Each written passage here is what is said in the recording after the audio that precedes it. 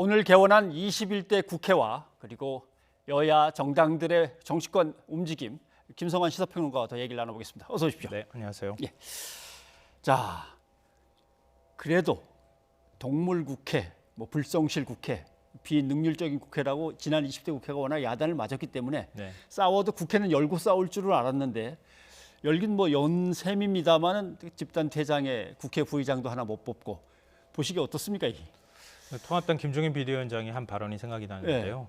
아직까지 진취적이기는 어려운 국회구나 이런 생각이 들었습니다. 그러니까 진취적인 정당을 만들겠다고 얘기했었잖아요. 그 진취적이라는 의미는 시대에 맞는 그런 정치의 모습, 정당의 모습을 보여주겠다고 하는 의미를 담았다 이렇게 얘기를 했었거든요. 김종인 비대위원장이.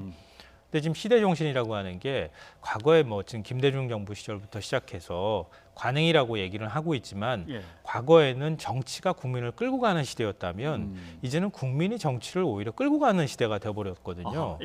국민의 요구가 제일 중요하다고 하는 점입니다. 국민들께서 계속 제일 많이 바라는 점이 뭐겠습니까? 정치가 제대로 좀 일 좀 했으면 좋겠다는 거 아닙니까? 근데 국회법상으로 명문화되어 있는 부분에 있어서 임시에 개회를 하도록 돼 있어요. 국회법에 보면. 그러니까 임기 개시 후 7일째 되는 날에 임시회를 열어야 한다. 이렇게 돼 있거든요.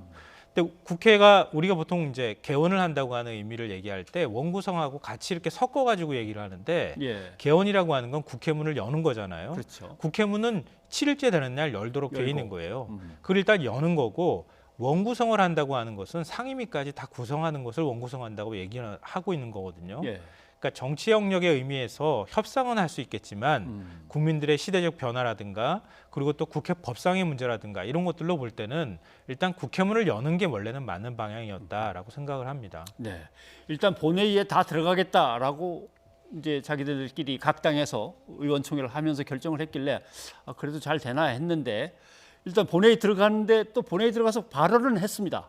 왜 우리 당이 이런 스탠스를 취해야만 되는가라고 하는 그 발언 얘기가 있는데 한번 들어보고 오죠.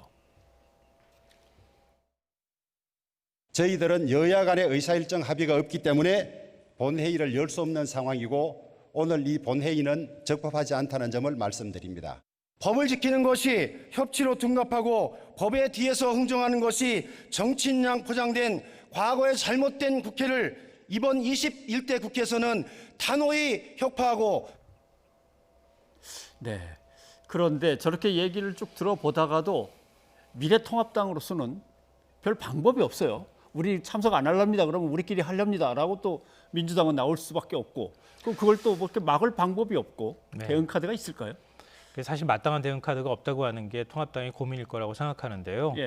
왜냐하면 각 상임위원별로 이제 정당별로 상임위원들 숫자를 배분하게 되잖아요. 그렇죠. 근데 전체 의석수가 168석이 넘어가면 모든 상임위의 다수를 지금 현재 민주당으로 얘기하면 민주당이 다 차지하도록 돼 있어요. 177석이지 않습니까?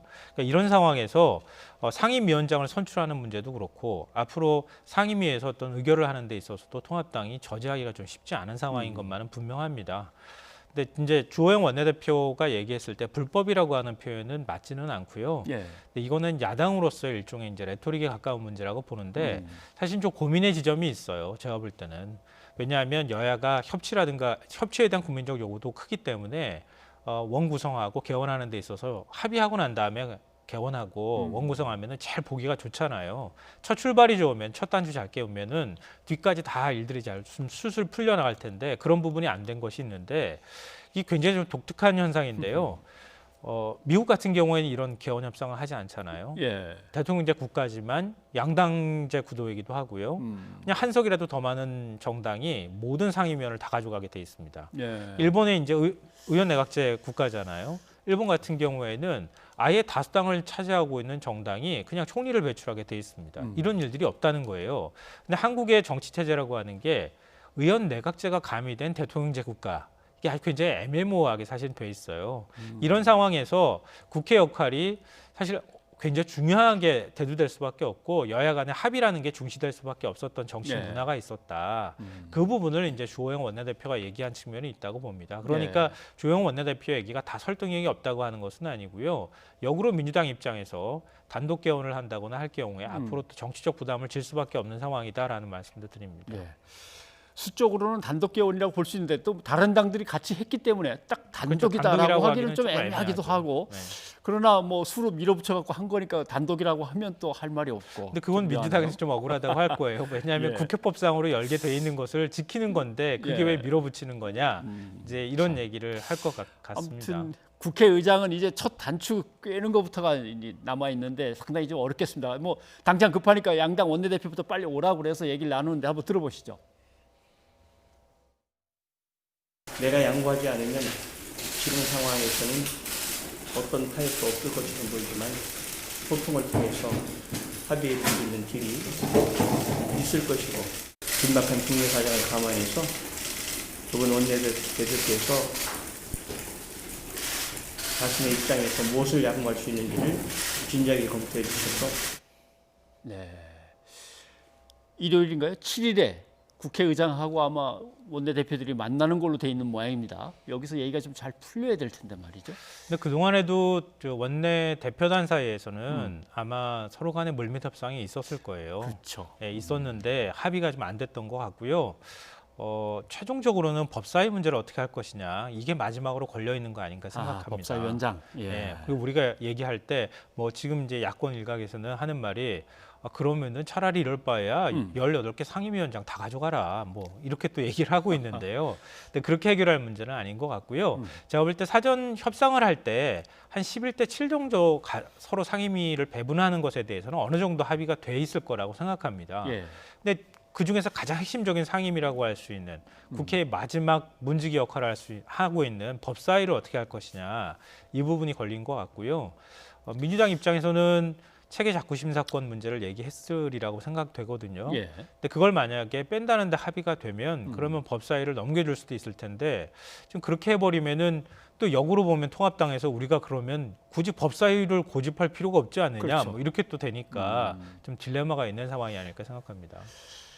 근데 뭐 되게 국민들 상식으로는 각 상임위의 그 멤버들이 쫙 구성이 된 다음에 제일 그래도 경륜도 있고 그 상임위 분야에서 전문성도 있으신 여든 야든 상관없이 믿을 만한 사람이 위원장을 맡고 뭐 이러는 거 아닌가? 자기네끼리 호선해서 근데 이건 너무 낭만적인 생각.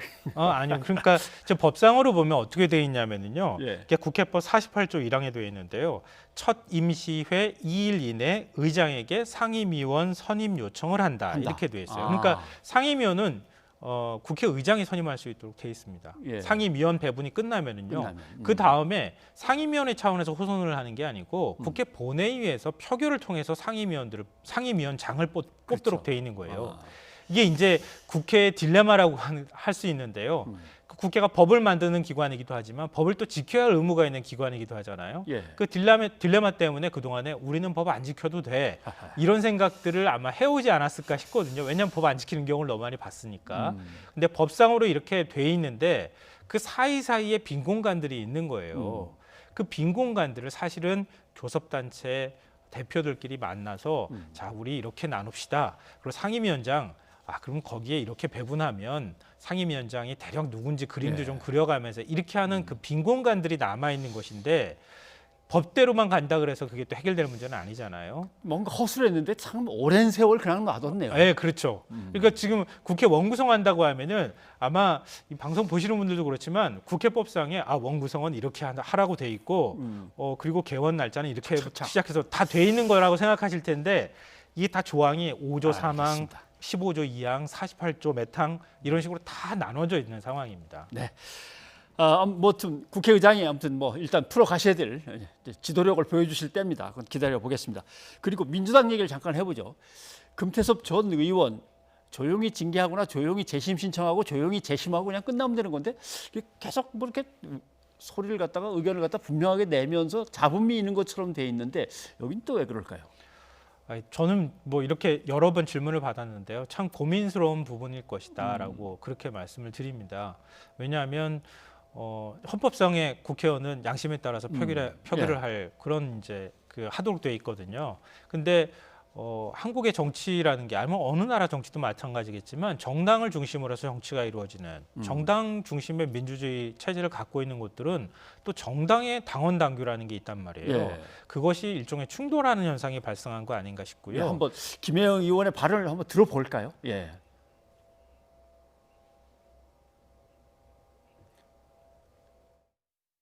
징계와 관련한 국회법 114조 2인가요? 이 국회법 규정은 여러 가지 해석의 가능성이 없을 정도로 국회법 규정이 명확합니다. 정당의 의사에 기속되지 아니하고 국회의원이 양심에 따라서 투표를 하라고 명확하게 규정되어 있지 않습니까? 비민주적으로 운영되는 거 아니냐는 그런 지적을 하는 것 같은데, 제가 보기에는 제가 전당대 이후에 1년 지금 거진 2년 거의 다 돼가고 있는데 단 한 번도 비민주적으로 당을 운영해 본 적이 없습니다. 자, 일단 네, 반발하는 이야기에 또 대표의 또 거기에 대한 인터뷰 해명에 들어보셨는데 말이죠. 그러니까 근본적인 딜레마에 대해서 제가 말씀을 드렸고요. 그러니까 정당에도 귀속이 되는 거예요. 국회의원은. 네. 그러면 그 정당에서 어떤 역할을 해야 될 것인가. 당원으로서 책임과 의무라는 게 있는 거 아니겠습니까?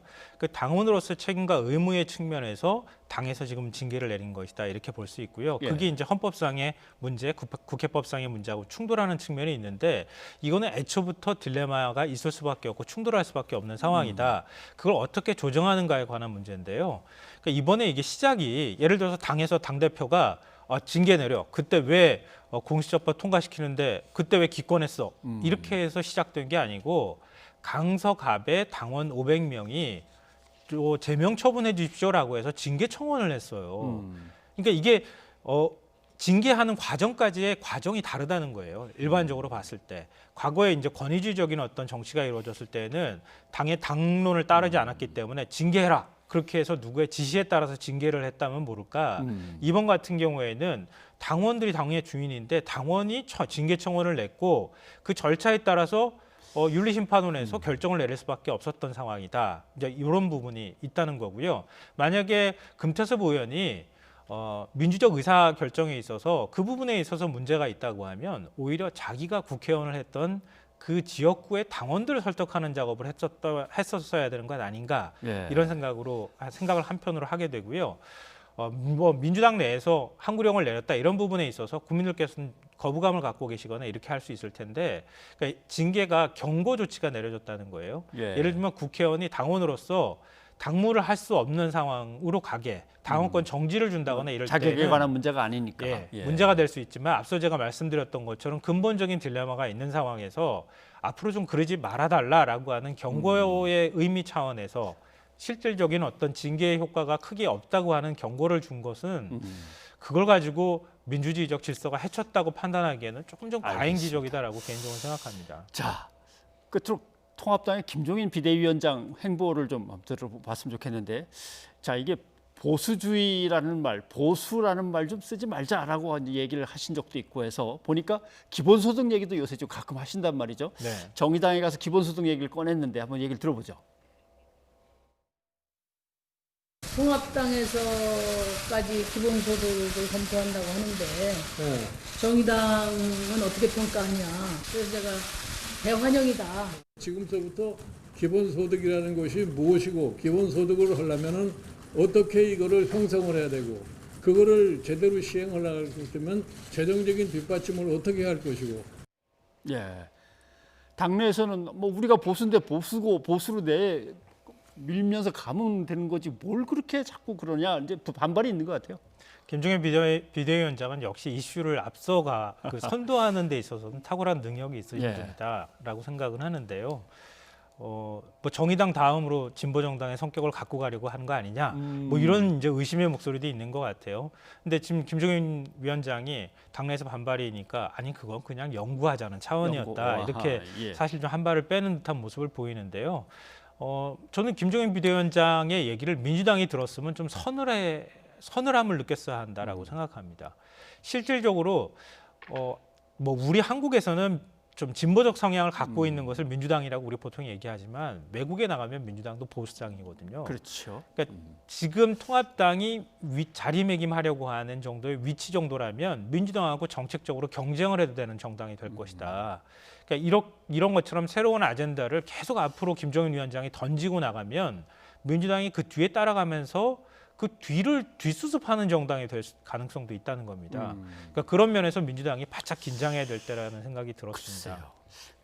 개인적으로 보기에 김종인 비대위원장은 보수주의자는 진짜 아닙니다. 그죠? 어떻게 보면은 시장 경제 질서와 자본주의 질서 위에 민주적인 정치. 이게 자유주의자 전형적인 모습 전 같은데. 민주당이 훨씬 더 잘 어울리는 분이라고 개인적으로 생각하는데요. 그 지금 보수 정당에 가셨으니까 자유주의와 보수주의 두 개를 가지고 이제 교통 정리를 좀 하셔야 되는데 당 내에서는 조금 아직은 받아들이기 근데 중요한 힘들고. 점은 그건 것 같아요. 그러니까 이슈를 선도할 수는 있지만 우리 한 사람이 10걸음 얘기하잖아요. 그렇죠. 근데 지금 통합당은 10사람이 한 걸음이 또 걸음 필요한 가야 시점이기 되는데. 때문에 그런 면에서 통합당이 얼마만큼 이게 잘 융화되고 녹아들어갈 것이냐. 이 부분에서 만약에 그 작업을 제대로 못하면 비대위원장 따로 당 의원들 따로 이렇게 될 가능성이 있어서 너무 빨리 앞서가지는 마시되 이슈는 선점해 나가면서 좀 정책적인 측면에서 경쟁하는 모습이 나타났으면 좋겠다는 생각이 듭니다. 알겠습니다. 뭐 김성환 평론가 얘기 잘 들으셨을 거로 생각하고 자, 오늘 수고하셨습니다. 네, 고맙습니다.